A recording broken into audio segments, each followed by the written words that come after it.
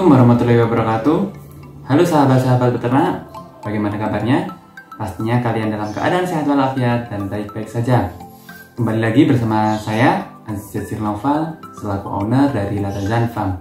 Nah, di akhir-akhir ini kita sering mendengar ya di media sosial atau di televisi bahwa peternakan ayam layar atau peternakan ayam telur sedang dilanda krisis yang memprihatinkan ya, karena HPP-nya jauh di atas dibandingkan harga telur yang ada di pasaran. Tapi kita nggak boleh sedih, kita harus tetap semangat, tetap fokus, karena Allah menjamin di dalam salah satu ayat di Al-Quran, yakni surat Al-Insyirah ayat 5 dan 6 yang berbunyi fa inna ma'al usri yusra, inna ma'al usri yusra, yang artinya maka sungguhnya setelah kesulitan pasti ada kemudahan. Sungguhnya setelah kesulitan ada kemudahan. Ini sampai ditekankan 2 kali ya. Berarti Allah menjamin bahwa setelah kesulitan pasti ada kemudahan. Maka dari itu kita harus tetap survive, semangat, tetap fokus, dan tetap berusaha supaya kita bisa bertahan di peternakan ayam petelur ini. Lanjut ke video ini ya. Nah, saya mau melanjutkan vlog saya yang lalu, yakni tentang pemeliharaan DOC. Kemarin vlog saya yang pertama yakni kedatangan DOC. Terus vlog yang kedua yakni vaksinasi pertama, yakni vaksinasi NDIB dan NDKIL. Nah, sekarang ini alhamdulillah DOC-nya udah sampai umur 8 hari. Menurut schedule, sekarang waktunya vaksin yang kedua, yakni vaksin Gumboro, atau nama lainnya juga bisa disebut IBD, Infectious Bursal Disease. Nah, ingin tahu keseruannya? Bagaimana prosesnya? Langsung aja tonton videonya.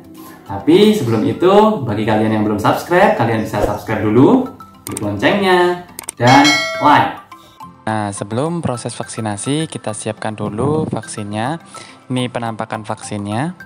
Yang live, vaksin live itu kemasannya seperti ini ya, botol kaca seperti ini. Yang NDIB kemarin, yang NDIB live kemarin juga kemasannya sama. Ini seperti ini, dan ini solvennya atau pelarutnya. Ini kemasannya seperti ini. Ini untuk dosis 1000 ayam ya. Nah, nanti setelah itu kita campurkan antara si vaksin ini dengan solvennya hingga merata ya, dicampur hingga merata, baru bisa dimasukkan atau diaplikasikan ke ayamnya.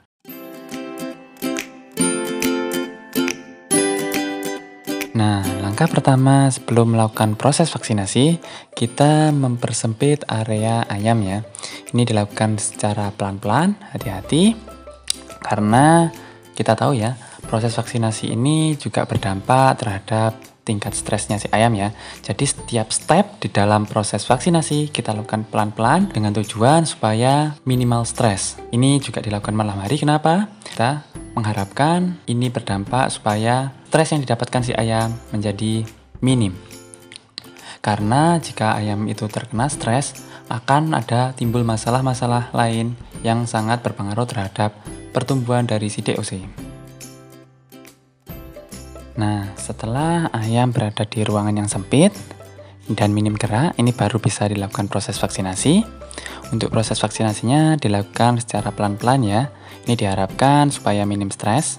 Terus untuk proses vaksinasinya, ini dilakukan secara tetes ya, tetes mulut atau cekok. Ini kenapa? Karena sasaran dari vaksinnya atau nanti poinnya itu berada di bursa. Nah, di bursal Fabricius itu paling cepat melewati pencernaan yaitu lewat mulut. Itu mengapa kok diteteskan pada mulutnya. Terus tambahan lagi, ketika proses vaksinasi ini diharapkan kompor atau pemanas yang ada di kandang dimatikan. Ini kenapa? Karena pemanas itu dapat berdampak buruk terhadap si vaksin, dapat merusak vaksin, dan efek fatalnya nanti akan terjadi gagal vaksin. Nah, mungkin sekian dulu pemaparan proses vaksinasi Gumboro pada DOC ayam petelur. Apabila saya ada salah kata, saya mohon maaf yang sebesar-besarnya. Salam peternak muda, supaya terus berkarya, semangat untuk memajukan peternakan di Indonesia.